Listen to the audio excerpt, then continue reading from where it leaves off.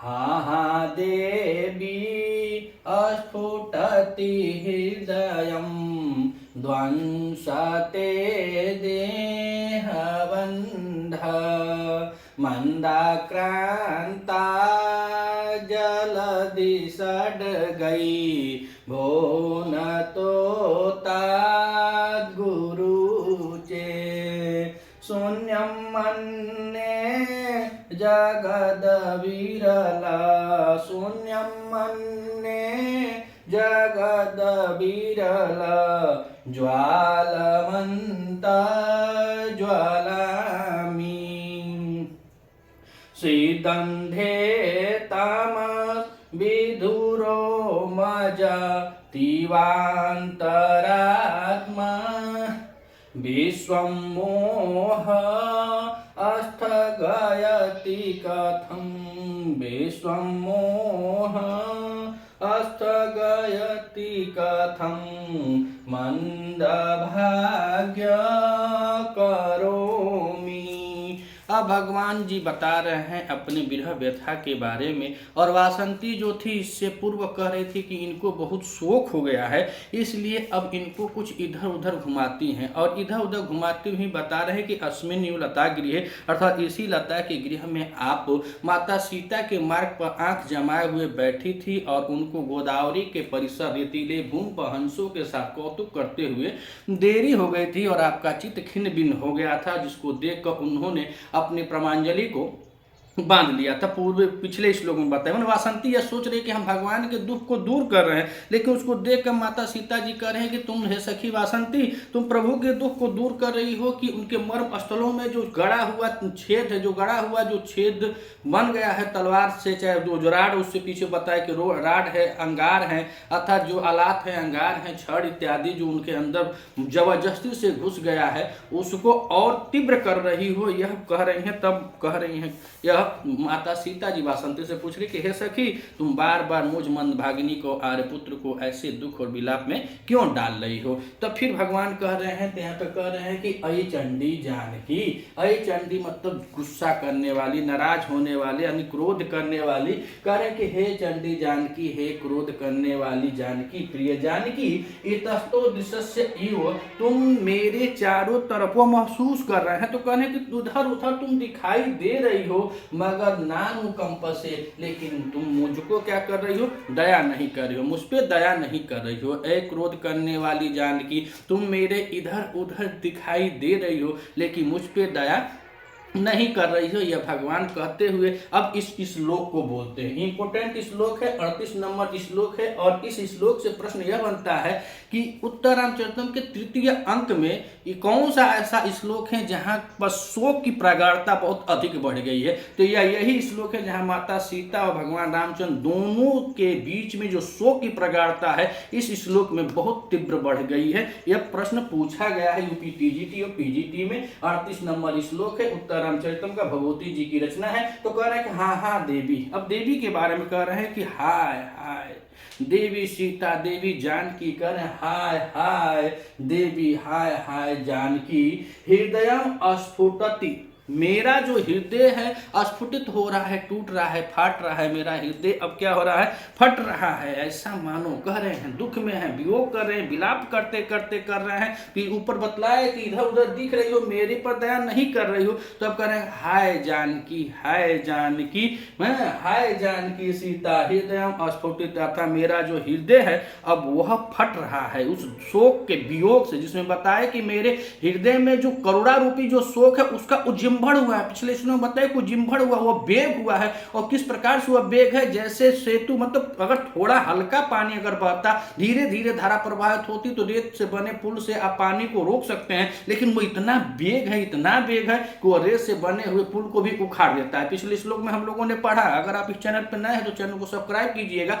और इसके पूरे श्लोकों को आप देखिएगा। बहुत सरल और आसान ढंग से हम लोग प्रतिदिन इस चैनल पर एक एक श्लोकों का वाचन किए हैं। तो उसमें बता रहे हैं कि सेक्टम सेतु, यानी क्या बालू के पुल को तोड़कर चला जाता है। तो उसी को बता रहे कि हाँ है देवी, क्रोध क्या है, यहाँ पे क्रोध कर रहे हैं हम, माफ कीजिए शोक है। तो शोक को करें, इतना शोक अधिक हो गया है, करें हृदय अस्फुटित, मतलब मेरा हृदय फटा जा रहा है। और कहें देह बंधा ध्वसंते, और जो देह है, जो शरीर है, वह 5 तत्व में विलीन होने वाली जो शरीर है, काया है, उस काया रूपी शरीर को करें मेरे शरीर के कारण, देह माने शरीर, बंधा माने जो जोड़ होते हैं, एक दूसरे में जुड़े होते हैं, ध्वंसते, अब ध्वंस हो रहे हैं, नष्ट हो रहे हैं। मेरा हृदय भी फट रहा है और मेरे शरीर के जितने भी जोड़ हैं अब वह क्या हो रहे हैं, वह ढीले पड़ रहे हैं, ध्वंस हो रहे हैं, नष्ट हो रहे हैं। यह पहली लाइन में भगवान रामचंद्र मंदा करता छंद में भभूति जी की रचना है। रो रो कर विलाप करते हुए कहते हैं कि हे देवी जानकी, मेरा हृदय फटा जा रहा है और मेरे शरीर के जितने भी जोड़ है वह सब अब ध्वंस होते दिखाई दे रहे हैं, नष्ट होते हुए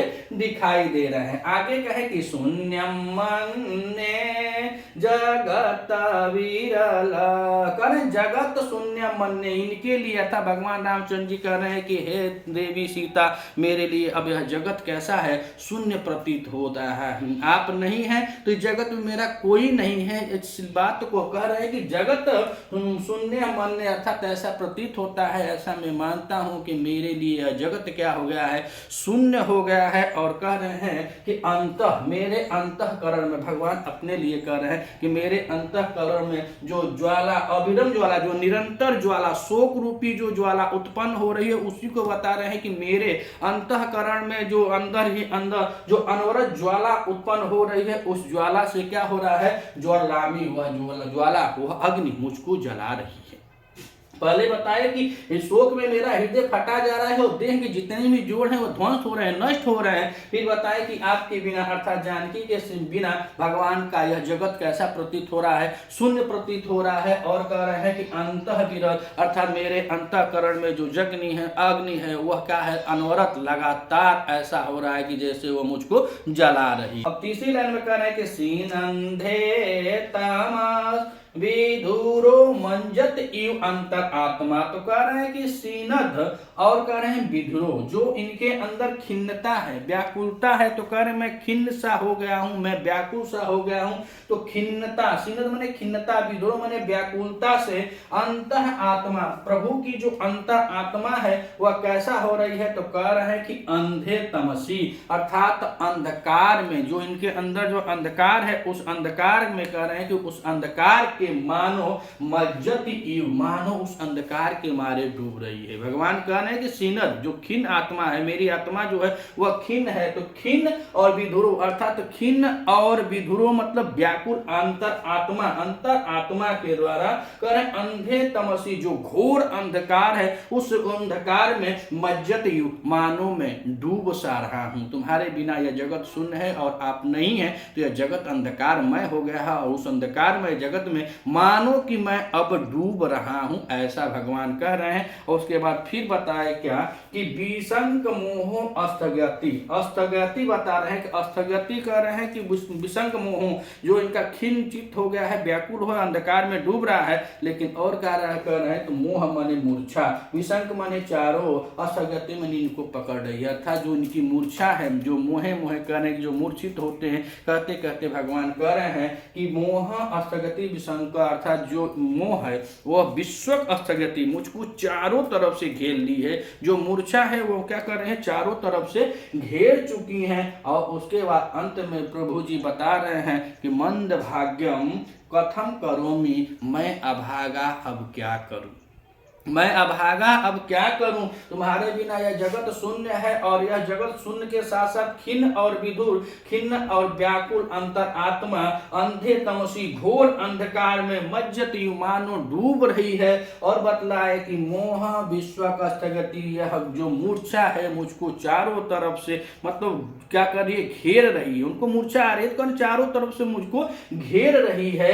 मंद भाग्य कथम करोति, मैं अभागा क्या कहूं, ऐसे कहते कहते इति मूर्छति, भगवान फिर से मूर्छित हो जाते हैं। तो आइए एक बार और इसको देखते हैं कि हाँ देवी अस्फुटति हृदयम ध्वंसते देह बंध तो कह रहे हाय प्रिय जानकी, हाय प्रिय जानकी, हृदयम अस्फुटति, मेरा हृदय जो है वह शोक के कारण क्या हो रहा है, फट रहा है। और देह बंध ध्वसंते, अर्थात जो शरीर के जोड़ हैं अब वह शिथिल पड़ रहे हैं, अब वह सब जोड़ नष्ट हो रहे हैं। फिर कह रहे हैं कि शून्यम मन्ये जगत विरल, तो कह रहे हैं कि यह जगत आपके बिना था, जानकी के बिना यह जगत क्या है, शून्यम मन्ये, अर्थात तो शून्य प्रतीत हो रहा है। जो संसार है वह कैसा प्रतीत हो रहा है, सूना प्रतीत हो रहा है।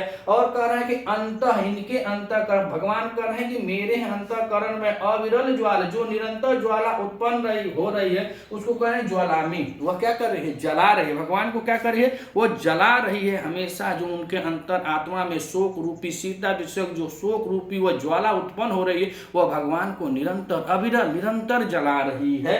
और तीसरी लाइन में कहे कि सीदंधे, तो सीदन में देखा जाए तो सीदन में सद धातु है, और सद धातु के साथ यहाँ पे सत्री प्रत्यय करके प्रथमा एक वचन की क्रिया लगी हुई है, इसमें सीदन में। तो कह रहे हैं सीदन अंधे तमस विधुरो, तो यहाँ पे कह रहे हैं सीदन माने होता है इनका विचार, जो इनका अंतरात्मा है, इनका मन, इनका चित्त खिन्न भिन्न हो गया है। और विधुरो माने व्याकुल भी हो गया है। तो खिन्न चित्त वाले हैं, व्याकुल मन वाले हैं, और अंतर आत्मा, इनकी अंतर आत्मा जो है अंधे तमसी घोर अंधकार में, मज्जत माने डूबना होता है, क्या होता है, डूबना, मज्जत मानो कि वह डूब सा रहा है। और क्रिया के बाद यहाँ पे क्या है, युद्ध, यहाँ पे क्या हो जाएगा, उत्प्रेक्षा अलंकार हो जाएगा। अलंकार की बात करें तो उत्प्रेक्षा अलंकार हो जाएगा। तो कहना सीदन अर्थात जो मेरा चित्त खिन्न हो गया है, विधुर व्याकुल हो गया है, और सीदन व्याकुल और खिन्न वाले अंतर आत्मा से क्या है, अंधे तमसी, वह अंतरात्मा, मेरी अंतरात्मा कहाँ डूब रही है, तो घोर अंधकार में मज्जती, मानो कि वह